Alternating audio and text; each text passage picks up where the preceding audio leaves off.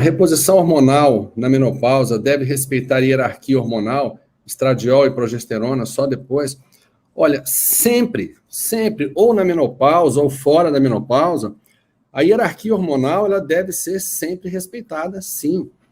Vamos falar uma coisa aqui. Por exemplo, se eu tiver uma paciente que precise fazer uma reposição, por exemplo, de melatonina, que é um hormônio que está lá no topo da hierarquia hormonal, mas se essa melatonina não tiver receptores que são fosforilados por níveis normais de cortisol, por exemplo, eu não vou conseguir ter um bom resultado com a melatonina. Então, nesses casos, eu posso até ter uma piora da qualidade do sono na melatonina quando eu faço a reposição nessas pacientes. Um outro exemplo muito prático, se houver necessidade de eu fazer uma reposição de hormônio tireoidiano, e a gente normalmente faz uma associação de T4 e T3, ou então de extrato de tireoide dessecada, e se houver a necessidade de eu fazer a suplementação desse hormônio, e não houver também receptores adequados para ele, além de eu não conseguir ter um resultado que eu espero que tenha de benefício desses hormônios, eu posso ter efeitos colaterais. Porque lembra que eu falei para você, eu já comentei isso aqui em outras vezes, em outras situações, de que eu preciso de níveis pulsáteis de cortisol ao longo do dia, para que isso sinalize o momento onde esses receptores hormonais vão estar abertos ou então vão estar fechados.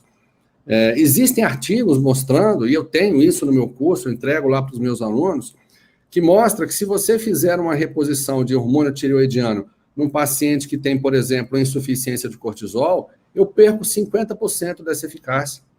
Então, eu preciso do cortisol para poder fosforilar esses receptores, para que eles sinalizem, se abram, para que os hormônios façam efeito.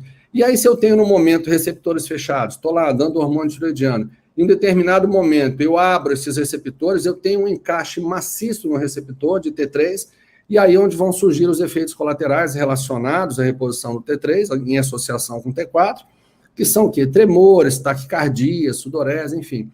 E aí, nesse caso, eu pergunto, será que é o T3 que não serve para esse paciente? Ou será que é esse paciente que, nesse momento, não está apto para poder receber esse T3? Então, a hierarquia hormonal deve, sim, ser respeitada sempre, em todas as situações.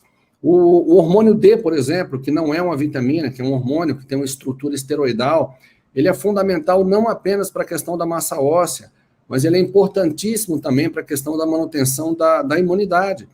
Então, pacientes que têm problemas imunitários ou até pacientes que têm doenças autoimunes precisam também dessa hierarquia hormonal, precisam também de reposição de melatonina, por exemplo. A melatonina, sem níveis adequados de cortisol, também não vão funcionar. Mas voltando para a questão específica da menopausa, o que eu faço?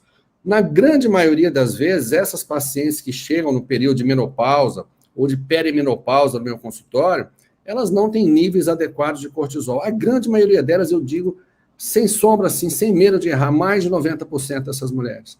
Então, se eu for fazer de cara um hormônio para essa mulher, por exemplo, o estradiol e a progesterona, sem sensibilizar esses receptores, sem melhorar a questão do estresse oxidativo dessas pacientes, que é melhorado em grande parte pela melatonina, eu não vou ter o acoplamento desses hormônios nos seus receptores.